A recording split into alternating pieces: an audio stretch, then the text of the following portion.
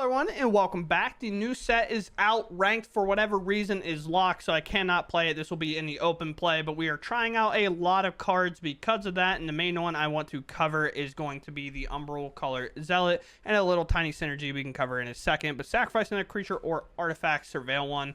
It is really good for our deck that wants to put a lot of cards in our graveyard so we can raise the pass very easily. And one of those synergies that works well, for example, is say we have the new card, the Timeline Color, floating about. We can warp it from our graveyard, paying 2 life and a black mana. All of our sources can make black for that reason. But say we have 4 mana on the turn, we don't really have the raise to pass kind of thing going on. We can actually warp this 4 times from our graveyard and sack it every time to the Zealot being able to surveil 4, and it's a nice little loop. And if you have a life drainer from a creature dying, being a Sephiroth or a Vengeful Blood Witch, it is a nice, really cool loop. With that said, we are going to go ahead and dive into the games. My videos are going to be shorter over the next couple of days. I actually have to go to Gen Con and work it for Ultimate Guard, but that means I have to do my videos fast because the set releases today and I have to leave today, so it's very cool. But with that said, I hope you all enjoyed the video and I'll catch you in the next one. Well, I fully planned to play ranked, but my ranked is locked, so alright. I say I would assume it has to be mono green, like landfall with the trample type stuff, right? And I think we want to start getting our surveil up while we can. There's a chocobo.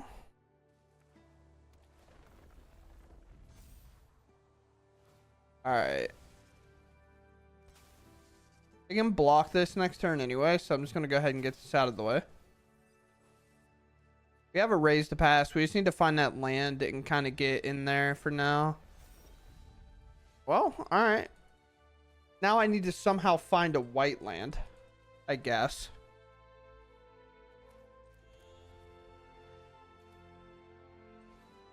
Here. Here. Maybe they'll let it happen. Who knows? Yeah, didn't really figure, but we get to do something cool here with this creature. Another raise to pass can go. Oh yeah, you can't warp it if it entered the graveyard this turn, right? New cards. Or no, it's in combat. Never mind. I thought we were still there. Never mind. Oops. Everything going. It's still trying to exile itself, but it's still in the graveyard. So we got a couple cycles there.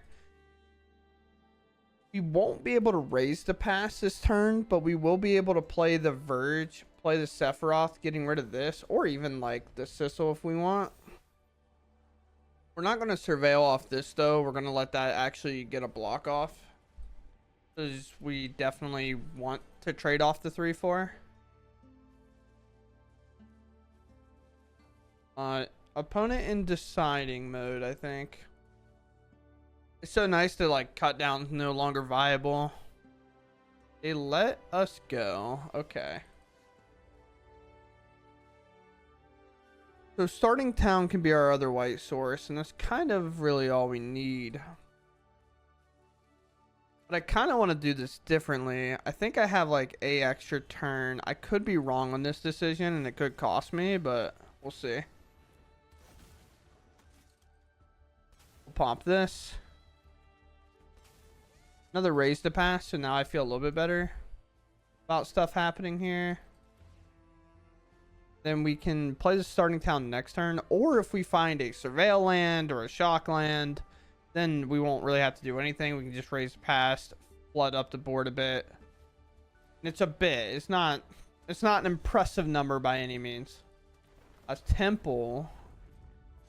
Everything getting larger here. We're gonna have to get a big board state to help, that's for sure. Gain a lot to do so. I kind of want to let this will go, but I don't know if I want to in that way.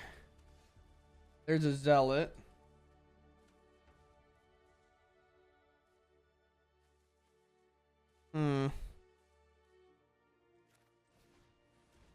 Umbra down. Play the Timeline Color.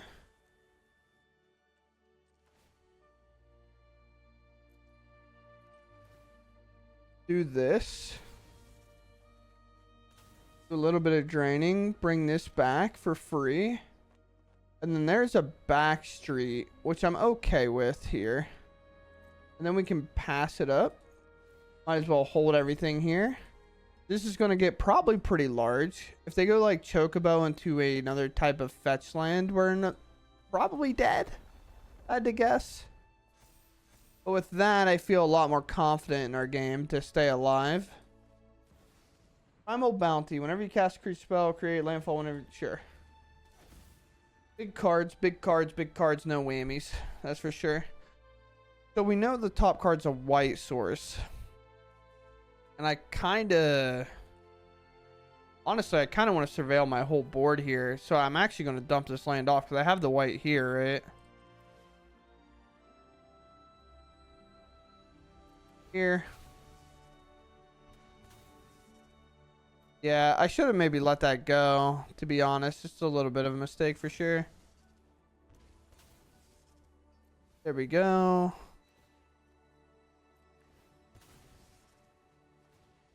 Taking minor triggers to come back. And there's a Blood Witch, which might actually just end the game here. So what we can do here is we can kind of cheat it a little. Or we can go Time Scholar. Oh, I probably could have done that after, actually, because then there would have been more in play. It's actually a mistake, but whatever. I don't think it matters. Decline this. Nice. I mean, I guess we get to put one more card in the graveyard, so it might not even be the worst, right? Keep one of these. All these triggers are going to happen. Sephiroth trigger. Blood Witch trigger. That's going to trigger as well. Gorehound. We have another Raise to Pass in hand, so we're just going to be pretty aggressive about all these mulligans, or all these surveils here. There's our Godless Shrine. We have the Space Art from a previous Unfinity set, which is cool. So, no mana here, so we'll just sack here. Sure. We can also do this a bit easier if we want. So we can go full control mode here. Sure.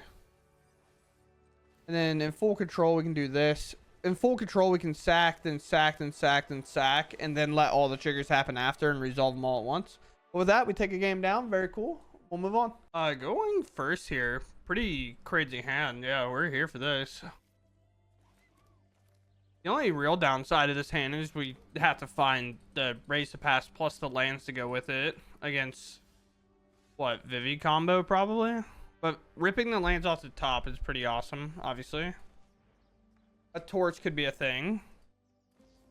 Sure.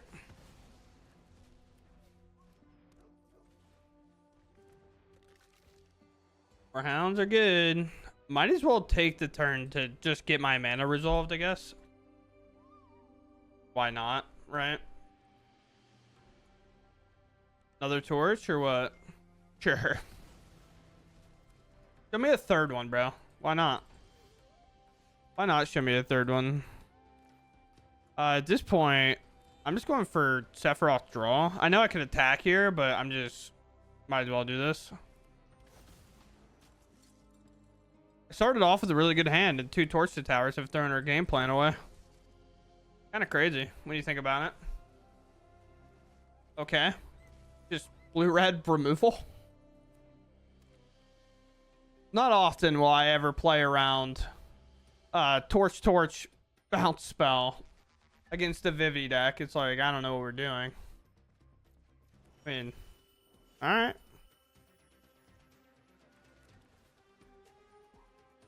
Well, we want to keep that, of course.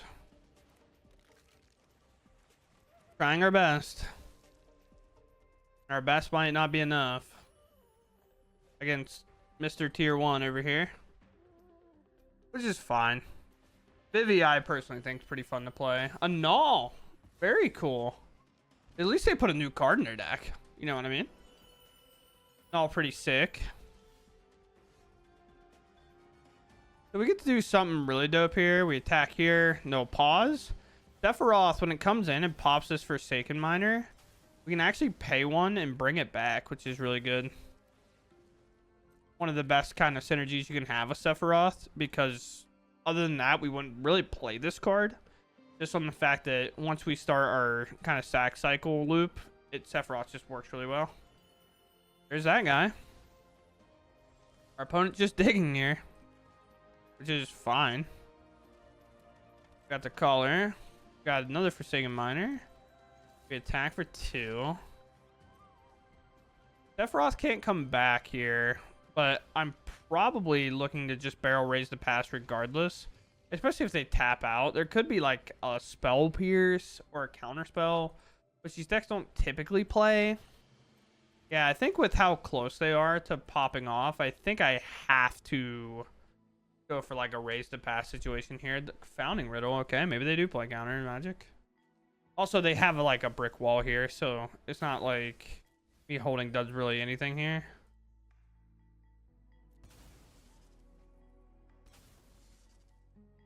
Sephiroth, you're so annoying, huh? Like, I'd much rather draw this. Graveyarding it doesn't really do me good. Just bring everything back, I guess. 4 Hound triggers are going up. Graveyard. There's a freebooter. Finally, another creature. But lands and non-creature spells is what we're finding. Could trade, but there's not really a point. Now, I will say with Sephiroth, we can come in, pump the Forsaken Miner, and then Tragic Trajectory, which is pretty cool. I can't really do much about blocking these.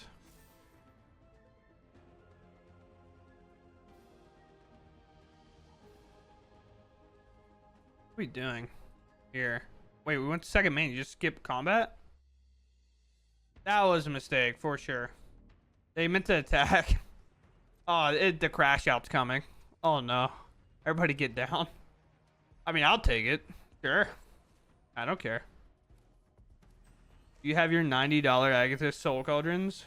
No? Okay. I don't know.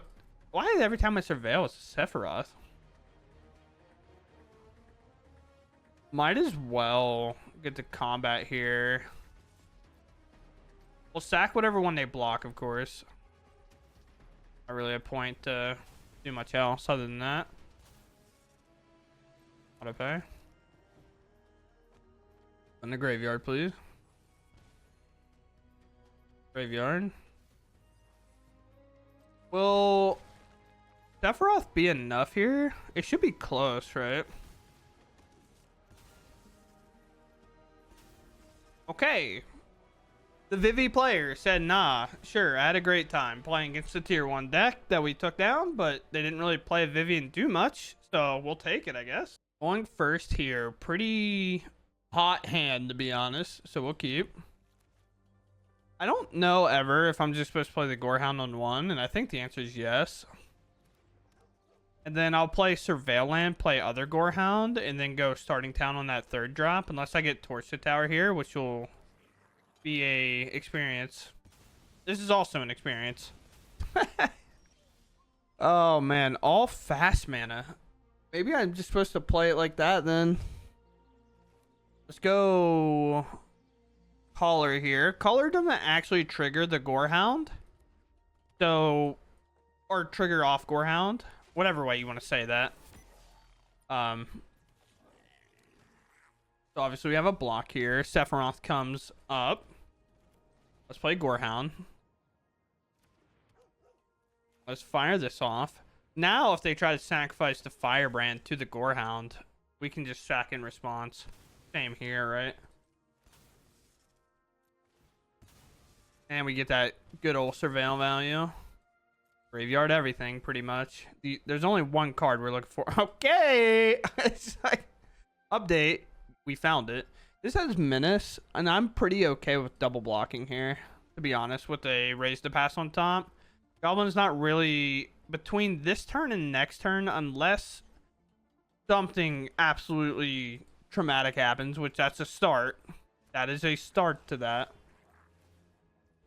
See how they attack here. Sure. I mean, we'll take that all day. They could... No, they couldn't. Yeah. Go here. We surveil up. Don't need a land. Maybe I could have kept it, I guess. I kind of want to go Sephiroth, pop my Gorehound, I think. Not necessarily a requirement to play this game out. Second Raise to Pass, which is actually not a bad draw. That makes playing this a lot more obtainable, right? Because we'll get 2 Gorehound triggers along with the here and here. And then that'll allow us to do a lot of other shenanigans we'd like. Also, if a creature there dies, Sephiroth's triggering, right? So, double attack here. Once again, I don't really care if either... Honestly, I care if Sephiroth dies, which is wild. Go here. This can hit, I guess. Sure.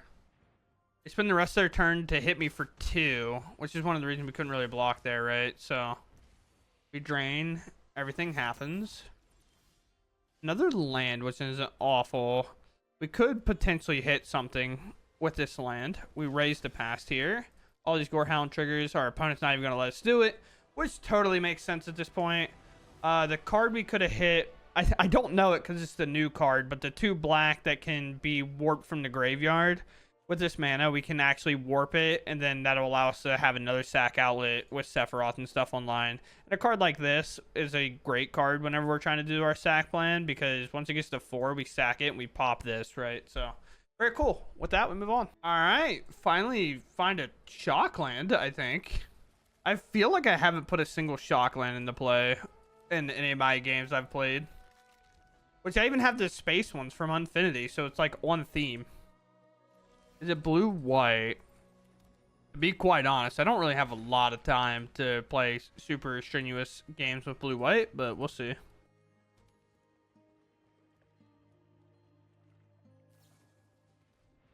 Opt. Interesting time to opt. Okay. Combat. It could be a smite here. Yeah, I'm not actually playing into a smite. Play a Sephiroth. Could be a bounce spell as well. So, but... They bounce Sephiroth. I might not actually sack here. Okay. So they probably have removal for this then.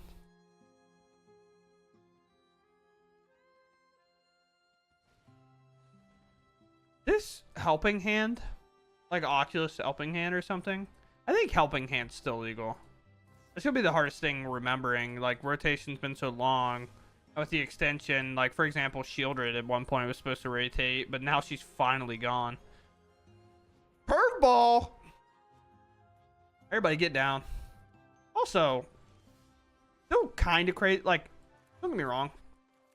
Still kind of crazy that I have a Sephiroth in play. Attack here. Pop this. And then when this targets... Alright, can I stop finding removal spells and actually find something I could play? Like...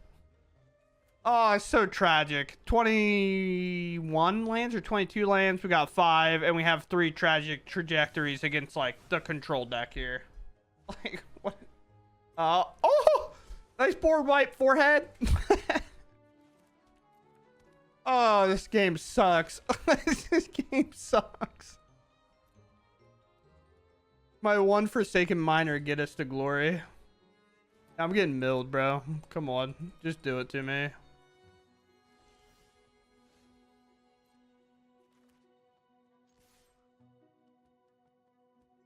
It's just bounce spells. I don't really care. I can just keep playing it. Sure. Sure. Sure. Are they dead to that? No, I have no drainers, so... We have to basically take a turn and hope they can't mill me out.